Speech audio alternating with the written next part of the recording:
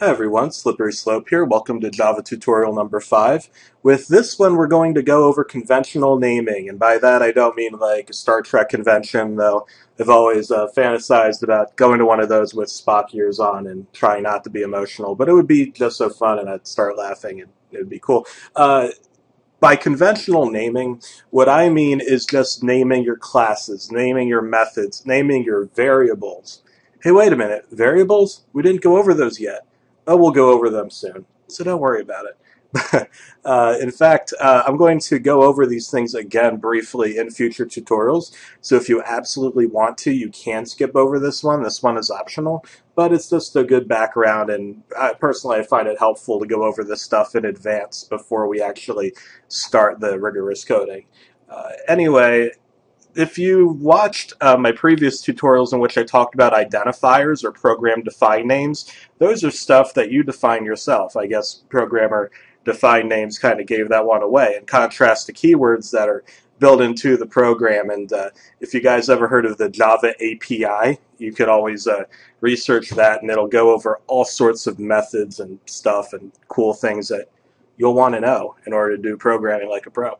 But now I'm getting ahead of myself just by saying that. But an identifier, yes, is a programmer-defined name.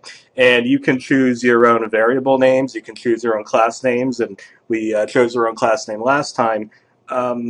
Without any further ado, when making an identifier, the first character of the identifier should be a letter A through Z, uppercase or lowercase, an underscore, or a $sign. Now, I know, yes, legally you can get away with a $sign, but you still don't want to do that because that's reserved for special purposes that we won't talk about this time. But because this is a class name, even though you could get away with that legally, what you want to do with a class is capitalize the first letter of the first word, and then with each additional word, you want to capitalize the first letter. So notice how the M in Mr. Dumble, Mr. Dumble, is capitalized, and the first letter in the second word is also capitalized. So there you go.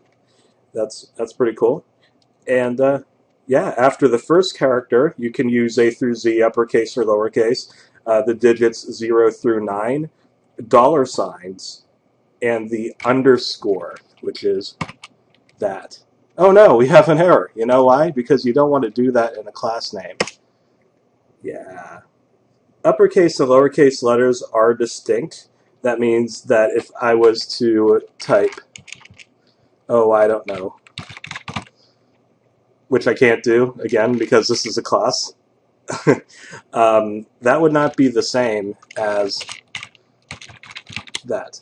Why? Because Java is case sensitive. And what that means is whether they're uppercase or lowercase, it does matter, it does make a difference. Those are not the same identifier. Capitalized Mr. Dumble and lowercase Mr. Dumble are not the same thing. Important thing to keep in mind, because I was talking with the recruiter once and he asked me if Java is case sensitive or not, and I said it's sensitive, and I think he thought like that I said insensitive. So yeah, if a recruiter asks you if Java is case sensitive, case meaning uppercase or lowercase, the answer is sensitive, and it's sensitive might get you in trouble because they might think that you said insensitive, and that would be insensitive, so let's not do that. Anyway, going back to our rules for class names, like that. There we go. Now let's type up a method, much like we did last time, public static void main. Again, you don't have to type it up this way.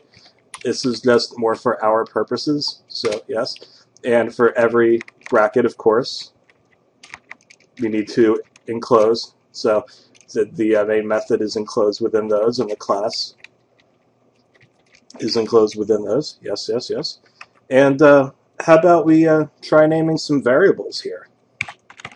Int? What the heck is that? Well, that's short for integer, and we'll go over that very shortly. In fact, in the next tutorial, we're going to go over different forms of variables, but without getting things too complicated here.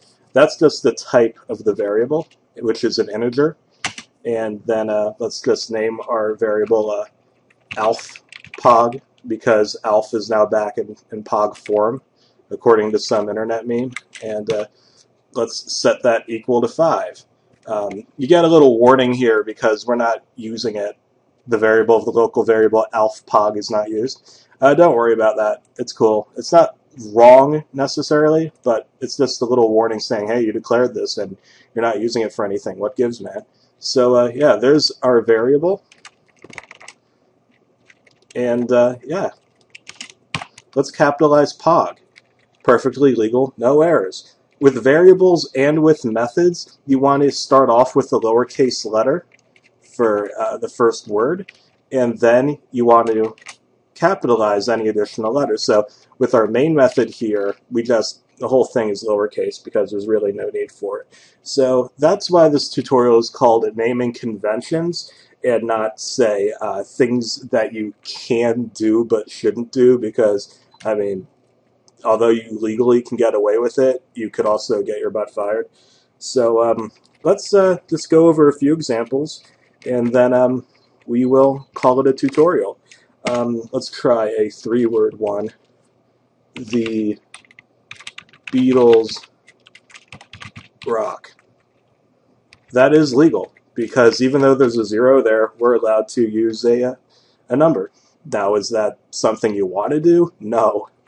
But it's legal. You can get away with it.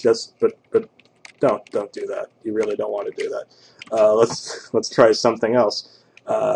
Integer. Let's just stick with integer because we're not learning about different variable types at the moment.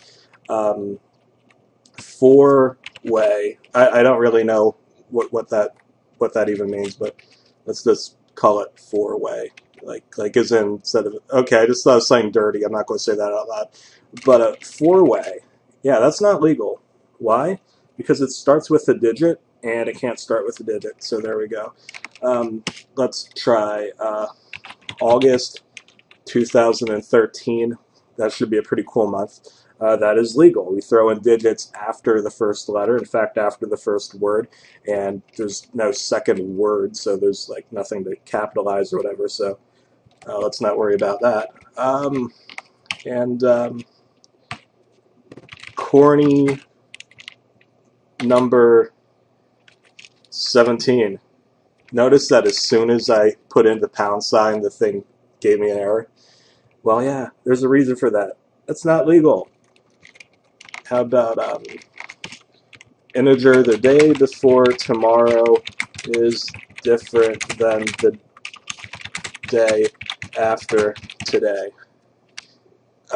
That's not legal because we have a bunch of spaces, and that's just like, so our integer would be called like the or something, but we have all these words here, like the program's just like, why do you have all these words for your variable the? Why did you just type in a bunch of letters after the fact? So we just make our name the, and wow, it's allowed to exist. So yeah, in a nutshell, that's how you want to name your classes, your methods. There you go. Our class. We have class. We're classy people. Our methods and our variables. There you go. There you go.